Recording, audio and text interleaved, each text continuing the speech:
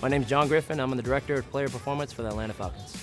Objective of today's session for us, game day +1, restore ranges of motion, pretty much get guys back to a state of homeostasis. Blood flow restriction kind of helps us in a manner that we can kind of deload a lot of the athletes and we don't have to use as much weight when we want to train them. Secondarily, we're also looking for a little bit of cell swelling and a little bit of stimulus with the metabolic system. So ultimately, use it almost as like active recovery for the guys on a day like today.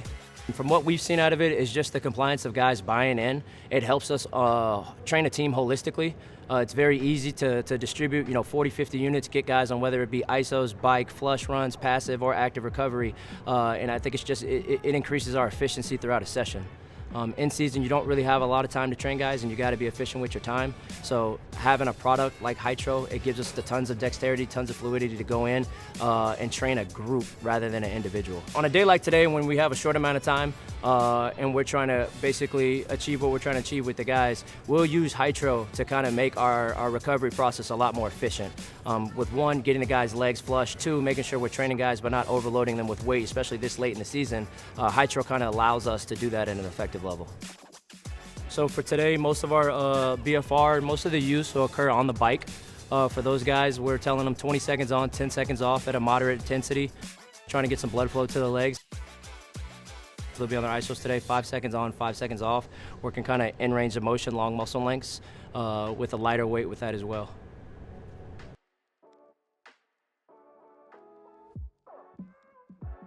As far as metrics and feedback, we'll do a wellness report every single day on a day like today after game day, where the guys are going to kind of give us a status update of what they're feeling like.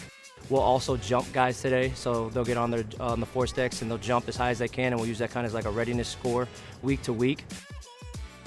For the bigger guys, when they squat, we'll use velocity-based training to kind of dictate one load and 2 bar speeds to make sure that we're training in a zone that we want to train in. It was a new stimulus for guys and trying to get used to what that felt like, of just having that strap on and a little bit of the swelling of the muscles, but a lot of guys have honestly bought into it. They like it.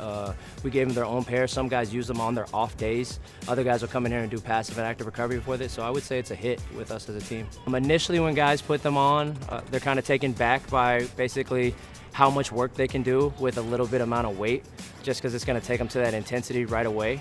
It's pretty cool to see once they take them off and start moving around what they feel like as well. You kind of get like that subjective anecdotal response of like, my legs feel better. So hearing that, I think, is a win for us. It gets tough. This is a long season. If you put into account training camp, OTAs, preseason, season, these guys are playing football, lifting weights, going to meetings for a long, long time. So ultimately, our objective is we want to curate an environment that guys want to be here, that they want to have internal motivation to come in here and get better. And I communicate to my staff all the time, that starts with us. That starts with the environment that we create, the interactions that we have with the guys. Ultimately, you want to make sure that you're creating an environment in which they feel like they can be themselves, but also they feel like that they're getting a good product and a lot of professionalism behind it as well. Just everyone understands the big picture of what we're doing. It's so easy to get caught up in an isolated view of, what's my space and how do I operate within that, but understanding how that fits within the puzzle of everything. And we zoom out 30,000-foot view in terms of like, what is the objective of our practice week? And within that week, what is the objective within the month? And then you can start to zoom in and start to figure out, okay, what's the objective of a training session, of a post-practice session, of a recovery session. But I think the biggest thing for us, philosophy-wise, is just making sure everyone understands big picture, because it kind of allows you to come up with different solutions as you move. Because as we know in this game, like, it's very fluid. You might have a plan and it might change the next week depending on how you come out the game. But if everyone's thinking the same way and we understand the long-term thought process, I feel like you can get better ideas from everyone.